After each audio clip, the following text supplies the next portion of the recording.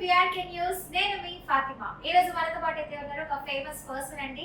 73 years youngster అండి ఆయనే మరి ఎవరో కాదు. అండ్ సోషల్ యాక్టివిస్ట్ అని ఆల్రెడీ నేను మీకు చెప్పాను. Retired RBI bank manager employee అండి, చీఫ్ మేనేజర్ సార్ తో మాట్లాడి పూర్తి వివరాలు తెలుసుకుందామండి. నమస్తే సార్. నమస్తే మా. How are you sir? Fantastic sir. నేను ఒక విషయం అడుగుదాం అనుకుంటున్నాను. వెల్కమ్. ఇప్పుడు ఒక పాతకాలంలో చూసుకున్నట్లయితే కొంతమందికి ఎడ్యుకేషన్ సరిగా ఉండేది కాదు. ఏదో చిన్న చిన్న పనులు, పొలాలు ఇలాంటివి ఉండేవి. అవి చేసుకొని ఫ్యామిలీని చూసుకునే వాళ్ళు, లైఫ్ లీడ్ చేసేవాళ్ళు, హ్యాపీగా ఉండేవాళ్ళు. ఇప్పుడు ఎడ్యుకేషన్ ఉన్నా కూడా సార్ హ్యాపీగా ఉండలేకపోతున్నారు.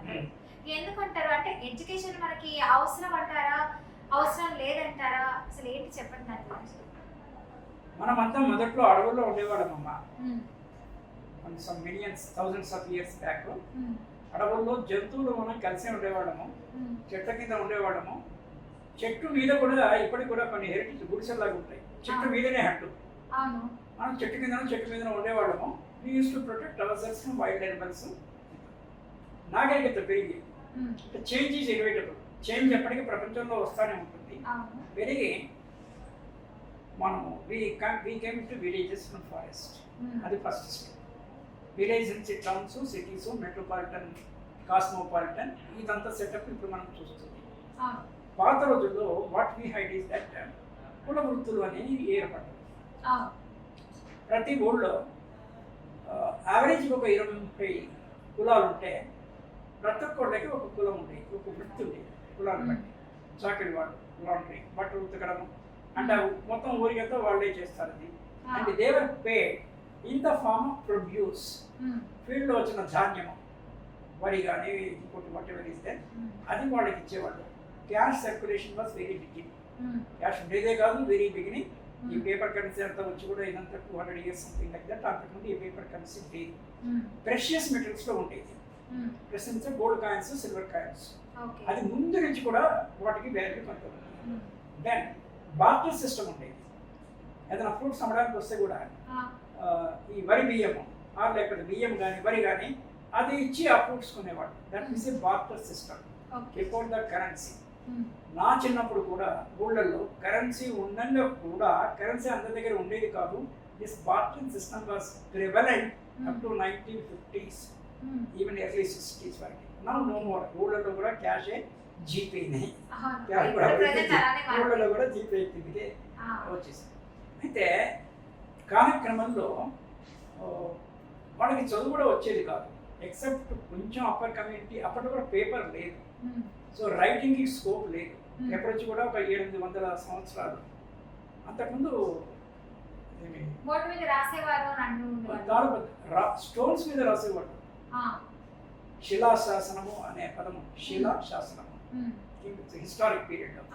ఆ తర్వాత ఈ పేపర్ రాకముందు తాళపత్ర గ్రంథాలు, పామ్ హౌస్ మీద, పామ్ లీవ్స్ మీద ఘంటం దాన్ని పెట్టి రాసేవాళ్ళు. ఇన్స్క్రిప్షన్ టైప్లో వచ్చేది. ఆ తర్వాత paper, fountain pen, ink, now ball pens ఇట్లా వచ్చేది. అయితే అప్పట్లో village was a unit. Cities ఇవన్నీ రాలేదు కాబట్టి మున్సిపాలిటీస్ అవి అప్పటికి అంతగా లేవు. ఒక 200-300 years బ్యాక్ తీసుకుంటే, అప్పుడు 100 years బ్యాక్ నుంచి we are running this corporations, municipalities. But still ఎవరి వృత్తి వాళ్ళు, కంసాలి, goldsmith, tinsmith, potter, washerman, ఇట్లా వృత్తులు ఉండేవి. And people were simple living and first income ఇస్తే. కానీ వరల్డ్ ఈస్ డైనమిక్. ఎప్పటికప్పుడు ఎవరో ఒకళ్ళు కొంత మార్పు తీసుకొస్తుంటారు. మార్పు తెచ్చేవాళ్ళు తక్కువ ఉంటారు, ఫాలో అయ్యేవాళ్ళు ఎక్కువ ఉంటారు. మొదట్లో ఫాలోయింగ్కి రెసిస్టెన్స్ ఉంటుంది. రెసిస్టింగ్ గా చేంజ్ అనేది జరుగుతూ ఉంటుంది. కానీ ఒక క్రిటికల్ మాస్ రీచ్ అయినప్పుడు నార్మల్లీ ఇసే 30% ఫాలో అయితే మిగిలిన 70% ఆటోమేటిక్గా ఫాలో అవుతారు. ఎవరన్నా కాకపోతే 5-10% మిగిలిపోతారు, కానీ majority they will be right. ఈ ఎడ్యుకేషన్ సిస్టమ్ వచ్చిన తర్వాత రైటింగ్ స్లేట్స్, మా చిన్నప్పుడు స్లేట్స్ ఉండేవి. స్లేట్స్ బలపం అనేవాడు. పలక బలపం బీపీ. ఇప్పుడు అంతా డిజిటల్ వచ్చేసింది. ఏదైనా ఈ రాయాలన్నా కూడా చేస్తే ఇలా టచ్ స్క్రీన్ మీద రాస్తే వచ్చేస్తుంది. అది ఎక్కడ పలక పలుకున్నాను, ఎక్కడ డిజిటల్ స్క్రీన్, అంటే the way we have travelled by this అని. మరి దీనికన్నిటికీ యువర్ మైండ్ షుడ్ ప్రిపేర్ కదా, అది కూడా ఆటోమేటిక్గా కొంత జరుగుతుంది. అంటే జీన్స్ వరుసగా వస్తున్నప్పుడు మేబీ ముత్తాతల వాళ్ళకన్నా వీళ్ళు కొంచెం ఇంటెలిజెంట్, వాళ్ళకన్నా వీళ్ళకన్నా వీళ్ళు అనేసి తల్లి గర్భంలో ఉన్నప్పుడు కూడా తల్లి అని అబ్జర్వ్ చేస్తుంటుంది కాబట్టి చైల్డ్ గర్భంలో నుంచి కూడా ఈ may grasp something possible. The baby it grasps.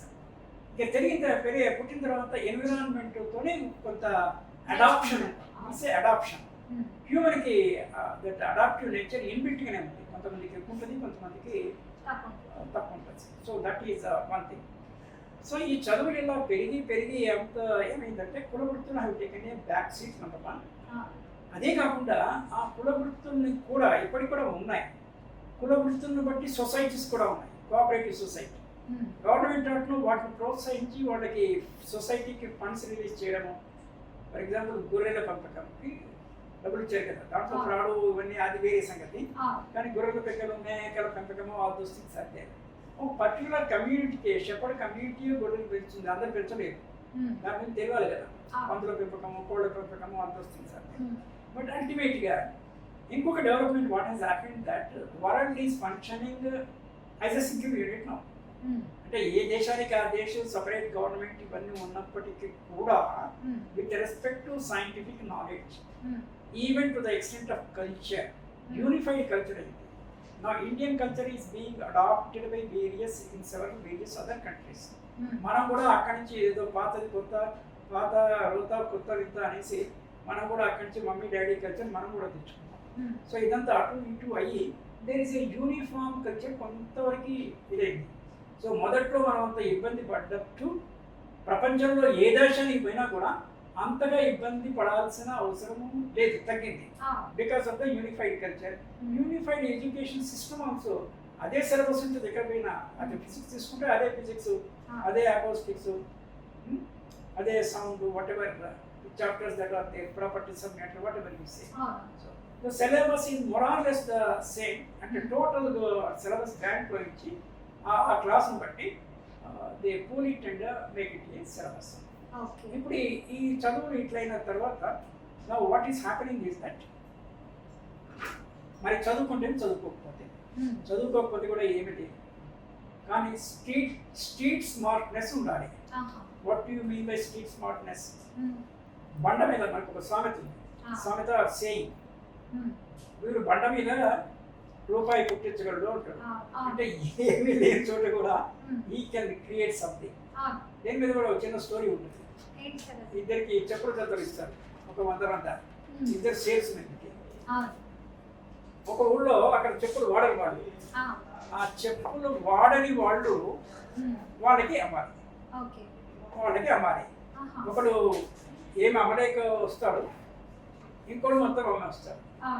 అంటే దీని మార్కెటింగ్ స్కిల్. మనం ఎట్లా మార్కెట్ చేస్తాము, how we communicate, how we impress the customer. ఒక బ్రెయిన్ అంటే అడాప్టివ్ స్కిల్స్ ఇన్బిల్ట్గా మనకున్నా కూడా అందరికి అదే లెవెల్లో ఉండదు.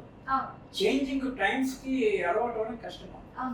చిన్నప్పుడు పిల్లలు స్కూల్ పోవడానికి మారం చేస్తారు, కొద్ది రోజులు పోయిన తర్వాత అలవాటు పడతారు. కొంతమంది అసలు పోరు, అంటే చాలా టైం పడుతుంది వాళ్ళని కన్విన్స్ చేసి స్కూల్కి పంపించడానికి.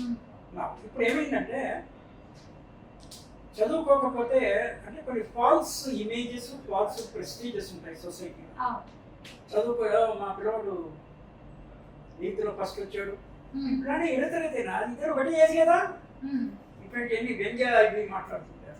ఒకటే ఏజ్ అయితే నీకు ఇక్కడ పేజ్ అది తప్పు కదా. అంటే ఆ సోయి కూడా లేదు సమాజంలో మనుషులకు. కొంతమందికి ఇది వింటున్నవాడు దేశంలో ఎడ్యుకేట్ అదర్స్, ఉన్నవాడు తగ్గించుకోవాలి. అంటే వేరే వాళ్ళని నిందించే right we don't have at all. అంటే వాడి ఇబ్బంది వాడు పడుతున్నారు, నువ్వేమైనా హెల్ప్ వీలైతే హెల్ప్ చేయి, లేకపోతే ఉండరు కదా గొప్ప గొప్ప చెప్పుకునేవాడు. అదే ఒక మానసిక సంతోషం. మానసిక సంతోషం should not be at the cost of others. నీకు నువ్వేమైనా చేసుకో, తందనాలు ఆడుకో, రూమ్ బోర్డు చేసుకుని డాన్స్ చేసుకో, ఉమ్. ఆనందపడు. ఎవడేమన్నా ఇంకొకరిని బాధ పెట్టడం అనేది అది correct కాదు. అది కరెక్ట్ కాదు. ఇది మినిమం జ్ఞానం ఉండాలి కదా. కుదిరితే నీ అంత స్థాయికి తెచ్చుకునే విధంగా వాళ్ళని నేర్పించే విధంగా ప్రయత్నించడం చెయ్యి. మంచిదంట. నీ ఒకవేళ సెల్ఫిష్ లో అయితే you don't want anybody to succeed you, to go above you or come too near you, ah, don't help them, but you don't have a right to hurt them or what you call blame them. Ah, అది కనీస పరిజ్ఞానం. ఉమ్, అది లేకుండా ఎంత education ఉండో waste. yes. అది ఉంటే సంస్కారం. ఉమ్, so చదువు సంస్కారం they should go both in hands in hand. okay. Without సంస్కారం చదువు ఆఫ్ నో యూస్. అవును, ఇప్పుడు చదివిన తర్వాత సంపాదన వేరే అంశం అమ్మా. అవును. మీరు ఆటో రిక్షా నడుపుకొని సంసారాన్ని పోషించవచ్చు, ఉమ్. ఉద్యోగం చేయాలి, సాఫ్ట్వేర్ ఇంజనీర్ కావాలి. మెయిన్లీ ఈ కంపారిజన్ అనేది ఎక్కువైపోతుంది సార్. Hmm. వాడు అది చేశాడు, వాడంతా వచ్చింది, వాడు అలా ఎదిగాడు, నువ్వు ఎందుకు చేయలేకపోతున్నావు? ఇక్కడే రెండు ఒకరు పాయింట్లు. ఉన్నట్లు ఇంకొకరు ఉండాలని రూల్ మీరు లేదు. మంచి పాయింట్ చెప్పారు. There are two ways of living. Hmm. One is absolute way of living, other is a relational way of living. Hmm. Absolute అంటే నా స్టాండర్డ్స్ నాకున్నాయి, దాని ప్రకారం నేను జీవిస్తాను. తన స్టాండర్డ్స్ తనకున్నాయి, దాని ప్రకారం తను జీవిస్తాడు. ఎవరి స్టాండర్డ్స్ వాడి. ఉమ్. కానీ పులిని చూసి నక్క వాతం పెట్టుకున్నట్టు అవును. పులి తీరిగా నువ్వు వాతలు పెట్టుకుంటే నక్క పులి అవుతుందా? అవదు. అవ్వదు కదా. సో నువ్వేందో నువ్వు ఏడుగు, బయటికి బాధ అయిపోతుంది. ఆ, ఓకే, అవును. నాకు కారు ఉంది అంటే నాకు గొప్పగా చెప్పట్లేదు. Um, I don't use car, మా అబ్బాయి దగ్గర ఉంటుంది. I enjoy travelling in the bus. Um, నేను వేరే కంట్రీస్ లో చెప్పాను, అవును. బస్సులో వెళ్తే మనకి సొసైటీలో ఏం జరుగుతుందో తెలుస్తుంది, అవును. కార్లో కూర్చుంటే ఏం తెలుస్తుంది, ఏం తెలియదు. అయినా హైదరాబాద్ ట్రాఫిక్ మీరు అదే టైం తీసుకుంటుంది. ఉమ్, మీకు అడిషనల్గా డ్రైవింగ్ స్ట్రెయిన్ ఉమ్, లేదా ఫ్యూయల్ బర్న్ అవుతుంది తప్ప, అవును. పొల్యూషన్కి వీఆర్ యాడింగ్ తప్ప. ఆ, నేను ఆ గ్రీన్ బస్ పాస్ ఉంటుంది నా దగ్గర, ఉమ్, దాంట్లో ఆధార్ చెల్లదు, ఆ, సీట్లు కొంచెం కంఫర్టబుల్గా ఉంటాయి. అవును. My pass is eligible for that also. నేను వీలంత వరకు గ్రీన్ బస్సే ఎక్కుతాను. ఉమ్, అవి దొరకకపోతే నార్మల్ బస్ కూడా ఎక్కుతాను అనుకోండి. ఓకే. అంటే ఇదంతా సింపుల్ ఇందులో. ఉమ్, నేను ప్రాక్టీస్ చేయని కానీ నేను బిలీవ్ చేయని కానీ జనరల్గా ఇది చెప్పాను. ఉమ్, అలా చెప్తే కూడా అది ఇది తప్పు. అవును. మనం ప్రాక్టీస్ అన్నా చేయాలి, కనీసం we should believe in that. అవును. చెప్పేది ఒకటి, చేసేది ఒకటి, నమ్మేది ఒకటి, అట్లా ఉమ్, ఉండరాదు. Anyway that is the thing. అవును. సో ఇది ప్రాక్టీకంతా ఈ కాంపిటీషన్ యుగం ఎక్కువైంది. అవును. ఈ కాంపిటీషన్ తట్టుకోలేక పాపం చాలా మంది యువత స్ట్రగుల్ అవుతున్నారు, Struggle, చెప్పుకోలేక ఆత్మహత్య మెంటల్ డిప్రెషన్స్, మెంటల్ డిప్రెషన్, ఆత్మన్యూనత భావం. ఎవరికి చెప్పుకోలేక, ఎవరు సపోర్ట్ చేయక, అలా చాలా మంది సూసైడ్స్ అలా చేసుకుంటున్నారు. అందుకని మనం ఏం చేయాలంటే మనం గమనిస్తుంటాం, మన నైబర్హుడ్ లో కానీ మన ఫ్యామిలీలో కూడా ఉమ్, ఎవరన్నా మూతి చిన్న ముచ్చుకొని అనే పదం ఉంది. Um, I think you know it. ఏం సార్? చిన్న ముచ్చుకోవడం ఆ, అంటే స్మాల్ ఫేస్ చేసుకొని ఉంటారు. ఉమ్, లోపల ఏదో బాధ ఉంటేనే గ్లో కాదు ఫేస్. అవును. చిన్న ముచ్చుకొని అంటే ఏదో లోపల ఏదో వ్యధ ఉంది. ఉమ్, వాళ్ళకి ఎప్పుడు భుజం తట్టి don't worry, what is anything, do want any requirement, I'm here, don't worry for anything అవును. అని ఒక ఆశ్వాసన ఇవ్వాలి. అలాంటి వాళ్ళు లేరు కదా సార్ ఈ సమాజంలో. అది అందరికీ అది పెంచుకోవాలి. అది అవును. ఈ వీడియో చూసి అందరూ కొంచెం యా, మాట్లాడారు. యా. ఎందుకంటే ఇంకోటమ్మా, సీనియర్ సిటిజన్ సర్వీసెస్ కూడా సమాజం యూజ్ చేసుకోవట్లేదు అని నాకు అనిపిస్తుంది. ఓకే. సీనియర్ సిటిజన్స్ వాళ్ళ పిల్లలు పెద్దగైనారు కదా, మరి మీకు ఇంకా ఎనర్జీ, స్ట్రెంత్, విద్య అన్నీ ఉన్నాయి కదా, why don't you use it for general society? ఎవరికి అవసరం ఉంటే వాళ్ళకి అది చేయొచ్చు కదా. నేను ఇక్కడ చెప్పేది కూడా నాకేదో నా గొప్పటి, లేకపోతే నా ఫేమో, నా ఫోటో, నా వీడియో రావాలనేది సెకండరీ కూడా కాదు, టెర్షియరీ. పుట్టిన కూర్చొని ఏం చేస్తా, సో నాకున్నది నేను షేర్ చేస్తుంటా. నేను పొద్దున ఫ్యాషన్ కాలేజ్లో 2 క్లాసులు చెప్పి ఇక్కడికి వస్తున్నాను, ఇంత లోపలే కాదు. ఓకే. నాకు అవసరం లేదు. I get my pension. నేను కాల్ మీద కాల్ వేసుకుని టీవీ చూసుకుంటూ I can spend my time. Anyway what I'm telling that age appropriate responsibility feel కావాలి అంటారు. ఏ ఏజ్కి తగ్గట్టు ఆ ఏజ్. నా ఏజ్కి తగ్గట్టు నేను, మీ ఏజ్కి తగ్గట్టు మీరు, అండ్ వి షుడ్ లక్ష్మి ఏజ్కి తగ్గట్టు Lakshmi. We need to fulfil our discharge our responsibilities. Okay. So ఎవరిని నొప్పించకూడదు, ఉన్న దాంట్లో సంతృప్తిగా ఉండి, వేరే వాళ్ళకి ఏదైనా ప్రాబ్లం ఉంటే దానికి మనం హెల్ప్ చేయగలుగుతాము అని ఒక భరోసా ఇస్తే ఎవరైనా మనతో పాటు కూడా వాళ్ళు బతుకుతారు హ్యాపీగా అంటారు. నిజంగా చాలా thank you so much sir. మంచి మెసేజ్ అయితే ఇచ్చారు మాకు. Thank you so much. Thank you.